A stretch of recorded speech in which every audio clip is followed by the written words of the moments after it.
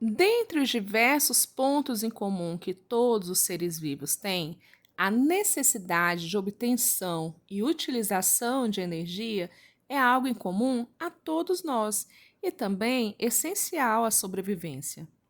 Nesse sentido, as cadeias alimentares são representações da maneira com que os seres vivos de um determinado ambiente obtêm alimento, enquanto fonte de energia. O ser vivo que produz o seu próprio alimento, ou seja, o produtor, é o primeiro indivíduo representado na cadeia alimentar. Ele obtém seu próprio alimento, a sua própria fonte de energia, em um processo chamado fotossíntese.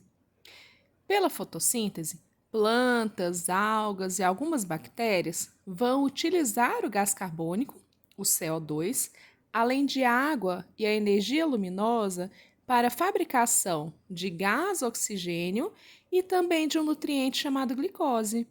E essa glicose é fonte de energia dos seres vivos. O ser vivo que se alimenta do produtor é o consumidor primário. O consumidor primário pode ser um animal herbívoro, ou seja, que se alimenta de plantas, como por exemplo os bovinos, ou pode ser um animal onívoro, que é aquele que se alimenta de plantas e também de animais, como por exemplo o lobo-guará. O animal que se alimenta do consumidor primário na cadeia alimentar é chamado de consumidor secundário. O consumidor secundário pode ser onívoro ou pode ser carnívoro, ou seja, um animal que se alimenta de animais, como, por exemplo, anfíbios, como, por exemplo, a onça, etc.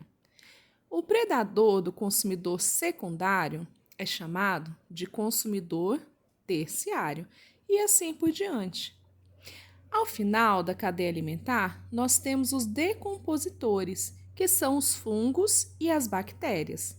Esses seres vivos se alimentam da matéria orgânica, deixando no solo os sais minerais, que por sua vez serão utilizados pelas plantas, seguindo um ciclo. Observe que nas setas da cadeia alimentar existe uma única direção, partindo de uma presa para o seu predador. Acontece que na natureza, um único ser vivo pode predar mais de uma espécie e também pode ser presa de mais de uma espécie. Então, a representação mais aproximada do que acontece nos ecossistemas é chamada de teia alimentar. Nas teias alimentares, as setas que indicam a relação entre presas e predadores podem cruzar entre si, apresentando um emaranhado de setas que se assemelha bastante a uma teia de aranha, justificando então esse nome, teia alimentar. A teia alimentar é, portanto, a união de duas ou mais cadeias alimentares. Nela, um único indivíduo pode ser ora consumidor primário, ora consumidor secundário ou terciário, por exemplo. Inclusive, o ser humano pode fazer parte da teia alimentar, tanto dela quanto da cadeia alimentar, já que também os seres humanos precisam se alimentar e, além do mais, também pertence ao grupo dos animais. E você, onde estaria numa cadeia ou numa teia alimentar? Pense sobre isso. Um grande abraço para você, da professora Mariana Araguaia. Até mais. Tchau, tchau.